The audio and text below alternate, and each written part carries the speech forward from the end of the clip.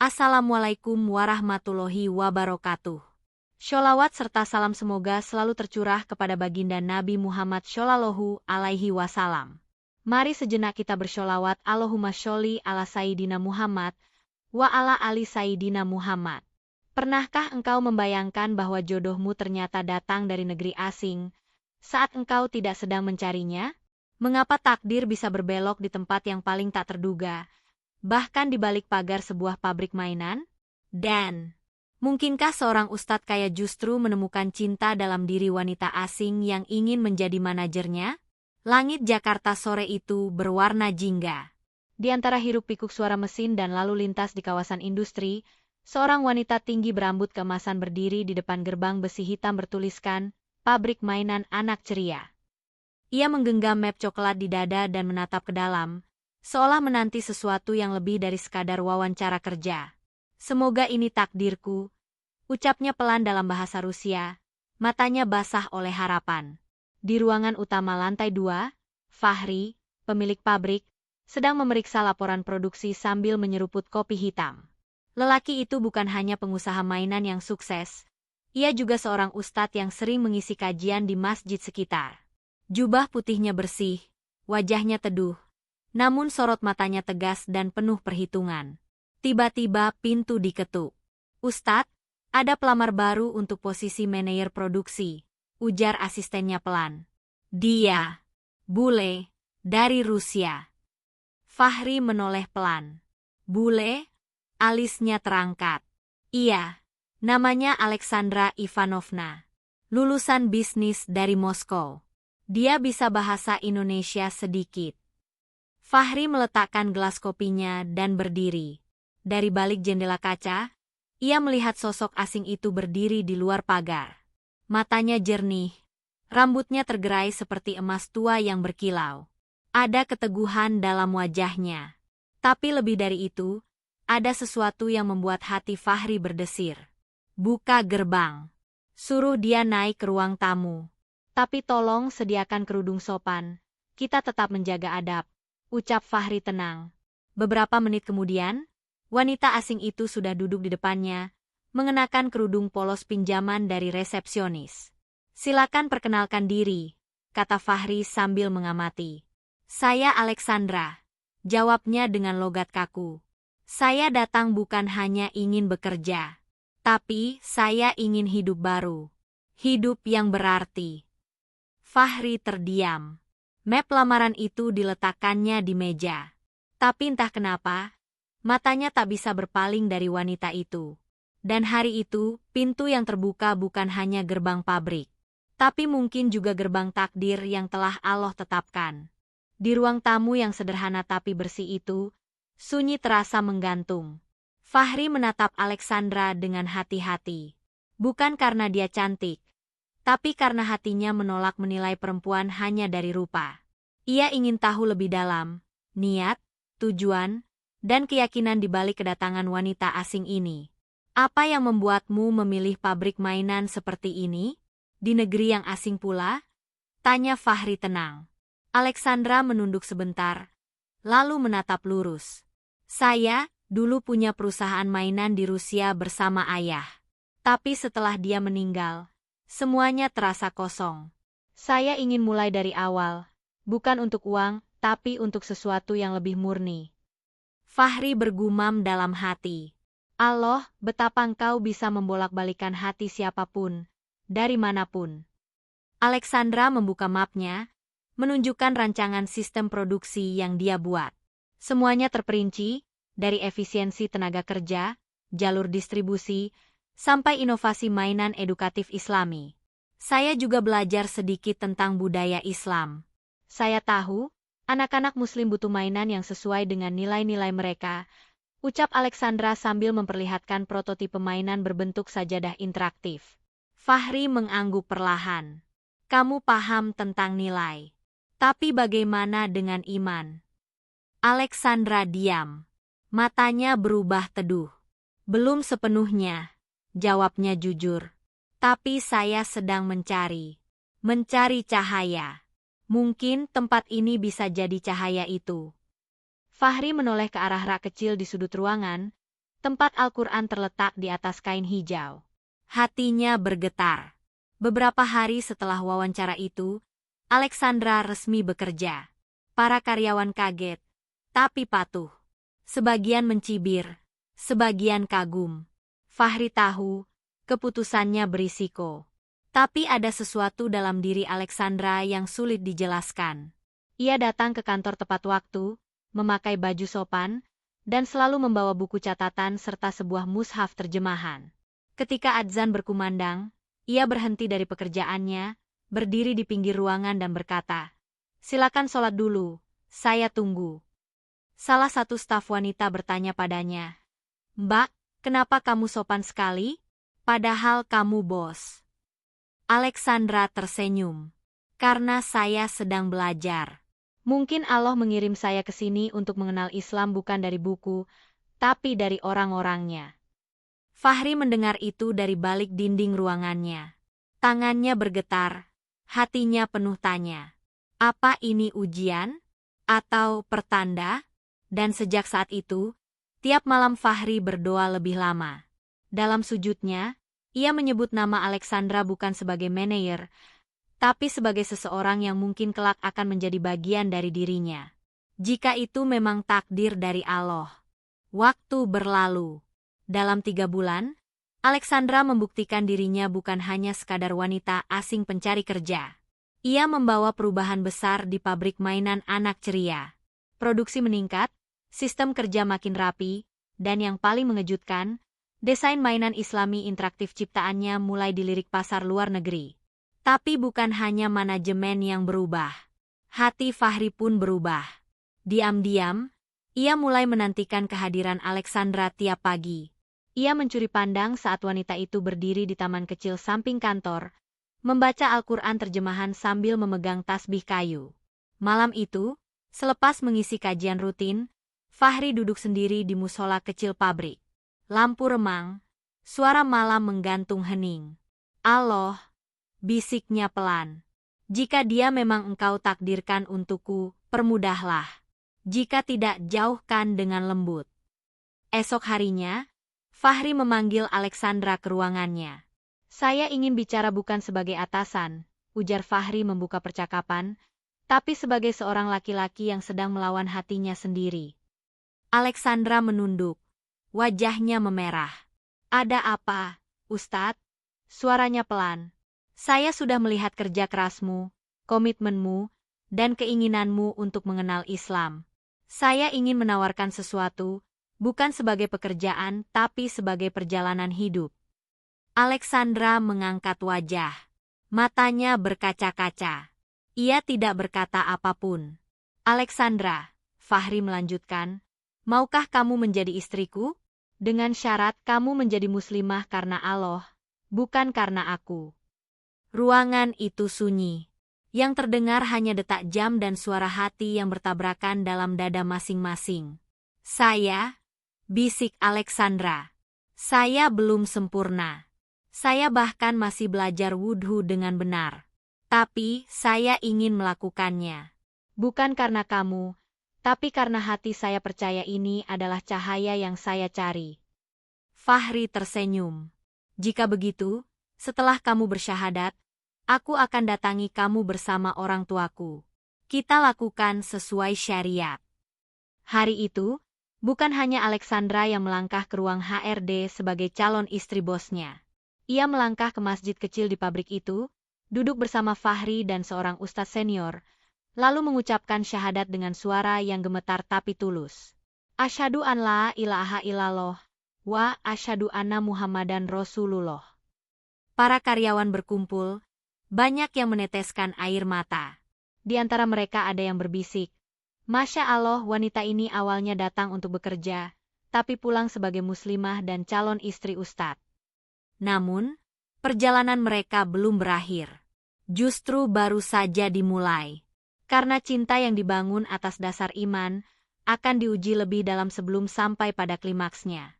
Hari akad itu langit terasa bersih. Udara kota kecil tempat pabrik itu berada seolah menyambut peristiwa langka yang akan terjadi. Para tetangga berdiri di pinggir jalan, mengintip dari balik tirai bambu rumah mereka. Tidak setiap hari ada seorang ustadz kaya menikahi wanita asing, apalagi bule Rusia yang dulunya datang hanya sebagai pelamar kerja. Fahri mengenakan gamis putih bersih. Wajahnya teduh, penuh keikhlasan. Di sisi lain ruangan, Alexandra duduk anggun dengan kerudung sederhana warna gading. Wajahnya bersinar, mata birunya teduh tertunduk. Tidak ada make-up berlebihan, tidak ada kemewahan. Tapi ada keanggunan yang membuat semua orang terdiam. Salah satu ibu tetangga berbisik, "Ya Allah, cantik sekali. Tapi kok kelihatan adem ya? Padahal bule." Wanita lain menjawab pelan, "Itu karena cahaya iman, Bu. Dia udah bersyahadat. Sekarang jadi saudara kita." Prosesi akad berlangsung hikmat. Suara penghulu mengalun tenang. "Fahri bin Abdul Majid, saya nikahkan dan kawinkan engkau dengan Alexandra binti Nikolai dengan mahar seperangkat alat sholat dan mushaf Al-Quran." Fahri menjawab mantap. "Saya terima nikahnya Alexandra binti Nikolai dengan mahar tersebut, karena Allah." Amin menggema, doa terlantun, dan suasana haru menyelimuti ruangan kecil itu. Alexandra menunduk dan berbisik dalam bahasa Indonesia yang ia pelajari dengan sabar. "Saya senang, sangat senang. Tapi saya juga takut, karena ini besar, sangat besar." Fahri tersenyum dan menggenggam tangannya lembut. "Tak perlu takut. Kita belajar bersama. Aku pun belum sempurna."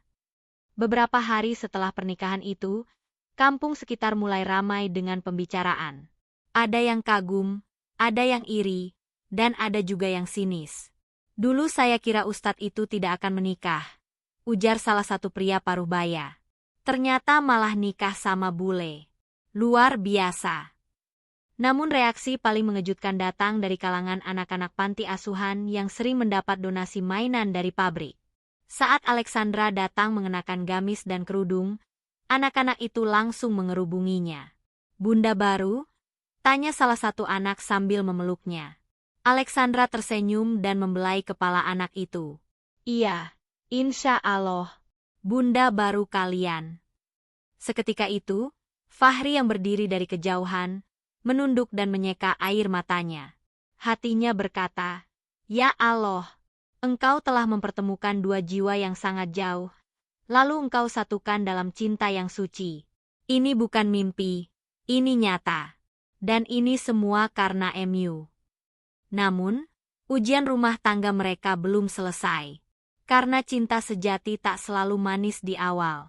Justru yang manis adalah saat dua hati diuji, lalu tetap memilih untuk bersama. Dan ujian itu datang lebih cepat dari yang mereka kira. Beberapa minggu setelah pernikahan mereka, sebuah kabar mengejutkan datang dari Rusia. Ayah Alexandra, Nikolai Petrovich, seorang pengusaha kaya pemilik perusahaan ekspor-impor di Moskow, jatuh sakit dan memanggil putrinya pulang. Alexandra terlihat bingung, wajahnya pucat. "Dia ayah saya, meskipun dulu kami tidak dekat, dia tetap darah saya," ujarnya pelan di ruang makan bersama Fahri. Fahri mengangguk. "Kamu harus pulang. Temui dia. Bicaralah dari hati ke hati. Kalau perlu, aku akan menemanimu." Alexandra menatap suaminya. "Kamu yakin? Rusia bukan negeri yang mudah untuk seorang ustadz." Fahri tersenyum tenang. "Aku tidak pergi sebagai ustadz. Aku pergi sebagai suami." Mereka pun berangkat ke Rusia. Perjalanan itu menjadi awal dari ujian besar. Sesampainya di Moskow, Alexandra langsung disambut pelukan dingin sang ayah yang terbaring di ranjang rumah sakit elit. "Kamu berubah, Sasha," suara ayahnya serak. "Kamu pakai kerudung, kamu jadi muslim." Alexandra mengangguk, menggenggam tangan ayahnya erat. "Aku bahagia, Papa. Aku menemukan kedamaian yang tak pernah aku temukan sejak Mama meninggal." Nikolai menatap Fahri dengan tajam. "Dan kamu siapa?" Fahri menjawab sopan, "Saya suaminya. Nama saya Fahri." "Indonesia?" tanya Nikolai tajam. "Negara kecil miskin dan kamu seorang pendakwah," katanya. "Kenapa anak saya jatuh cinta padamu?" Fahri tersenyum, tak sedikit pun tersinggung. Saya tidak pernah berniat menjatuhkan hati anak Bapak. Tapi Allah yang menyatukan kami. Nikolai terdiam. Napasnya berat. Di saat itulah, ia mengeluarkan sebuah amplop. Ini surat warisan. Jika kamu ingin tetap menjadi anakku, kamu harus kembali seperti dulu. Tanpa agama ini, tanpa suami ini. Alexandra terdiam. Air matanya jatuh. Fahri tak berkata apa-apa, hanya menunduk. Dengan tangan gemetar, Alexandra mengambil amplop itu, lalu meremasnya. Ia meletakkannya kembali di atas meja. Aku tidak butuh warisan. Aku butuh keberkahan. Nikolai memejamkan mata. Pergilah, kalian berdua pergilah. Mereka pulang ke Indonesia dalam diam. Tapi dalam diam itu, cinta mereka justru menguat. Alexandra menangis di pundak Fahri di dalam pesawat. Aku kehilangan ayahku, tapi aku dapatkan sesuatu yang lebih besar, iman dan kamu. Fahri membalas pelukannya. Yakinlah, Allah tidak akan menyia-nyiakan orang yang memilihnya. Namun, saat mereka kembali ke Indonesia, kejutan yang lebih besar sedang menunggu. Sebuah pengkhianatan dari dalam, yang mengancam bukan hanya rumah tangga mereka, tapi seluruh masa depan pabrik mainan anak ceria. Angin sore di halaman belakang rumah terasa aneh. Alexandra duduk sambil memandangi langit, mencoba menenangkan pikirannya setelah perjalanan dari Rusia. Namun suasana damai itu buyar ketika seorang karyawan pabrik, Pak Ridwan, datang tergesa-gesa ke rumah. Maaf Ustadz, saya tak tahu harus bicara ke siapa lagi. Ini mendesak, katanya terengah. Fahri menatapnya dengan heran. Ada apa, Pak Ridwan? Beberapa hari saat Ustadz keluar negeri, Pak Damar menggelar rapat direksi tanpa seizin panjenengan. Dan ada dokumen penjualan saham yang ditandatangani. Fahri mengerutkan dahi. Penjualan saham? Bukankah semua saham masih atas namaku? Ridwan menunduk. Ya, tapi beliau membuat surat kuasa palsu mengatasnamakan panjenengan. Pabrik kita sudah ditawar investor asing. Mereka mau ubah jadi pabrik robot. Alexandra yang mendengarnya langsung berdiri. Itu artinya, pabrik mainan anak-anak itu akan hilang. Pak Ridwan mengangguk lemah. Dan anak-anak panti yang biasa menerima donasi mungkin tidak akan lagi mendapat mainan. Fahri terdiam. Hatinya sesak. Pabrik itu bukan hanya bisnis. Itu adalah ladang dakwahnya. Tempat ia menyebar kebahagiaan untuk anak-anak yatim. Dan kini, tempat itu nyaris direnggut oleh orang kepercayaannya sendiri. Malam itu, Fahri memutuskan untuk menemui Damar langsung di rumahnya. Damar terlihat kaget saat pintu dibuka. Ustadz, Anda sudah kembali. Fahri langsung menatap matanya. Kau menjual pabrik itu di belakangku, Damar. Damar gelagapan. Saya hanya ingin cari peluang baru. Ustadz terlalu lama tinggal di luar. Kita butuh arah baru. Arah baru atau keserakahan baru, suara Fahri naik. Pabrik itu bukan hanya tempat produksi. Itu tempat keberkahan. Tempat saya menanam pahala. Dan kamu menghancurkannya demi rupiah. Damar terdiam. Wajahnya pucat. Fahri melanjutkan, saya akan bawa ini ke hukum. Tapi sebelum itu, saya beri kamu pilihan. Kembalikan semua atau hadapi akibatnya di dunia dan akhirat. Damar akhirnya mengakui semuanya. Ia menyodorkan kembali surat kuasa palsu dan mencabut seluruh kesepakatan dengan investor. Namun luka kepercayaan itu terlalu dalam. Sepulang dari rumah Damar, Fahri terduduk di ruang kerja. Alexandra menghampirinya, memeluknya dari belakang. Kenapa orang-orang begitu mudah mengkhianati kebaikan? Fahri menjawab lirih, karena nafsu selalu mencari celah. Tapi Allah lebih tahu siapa yang sungguh menjaga amanah. Hari itu, Fahri tahu perjuangan memiliki istri salehah, mempertahankan keimanan, menjaga keberkahan usaha, semuanya datang dalam satu paket ujian. Tapi ia juga tahu semua akan berbuah manis di ujung. Dan manisnya akan terasa saat seseorang dari masa lalu Alexandra tiba-tiba datang dari Moskow, membawa pesan rahasia dari ayahnya. Pagi itu hujan turun pelan di halaman rumah Fahri. Alexandra sedang menyiram tanaman ketika seorang lelaki tinggi, berbadan tegap, datang membawa koper kecil dan secarik amplop. Namanya Ivan, mantan asisten pribadi ayah Alexandra. Wajahnya penuh teka-teki.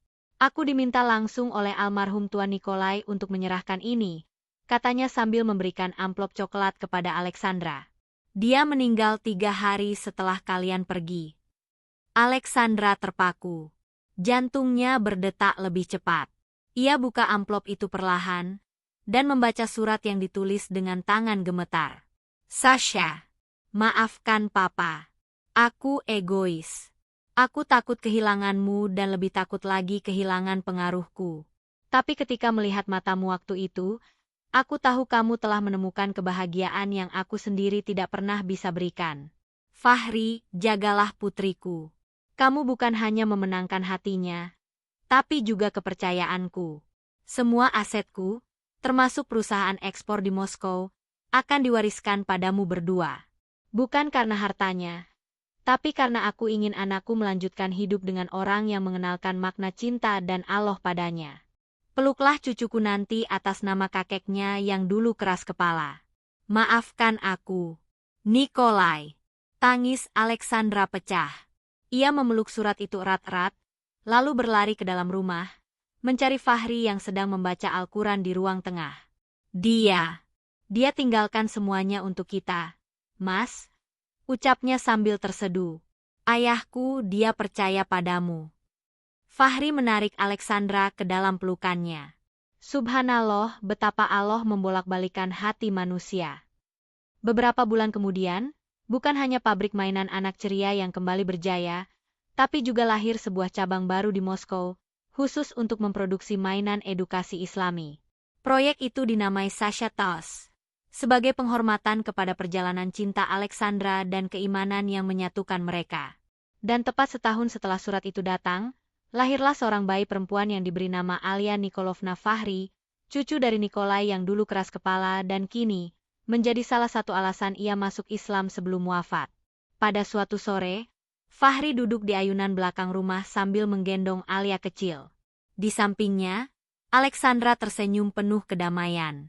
Mas, menurutmu, bagaimana semua ini bisa terjadi? Fahri memandang langit dan menjawab pelan. Karena Allah punya caranya sendiri mempertemukan dua jiwa yang tak pernah menyangka akan bersatu.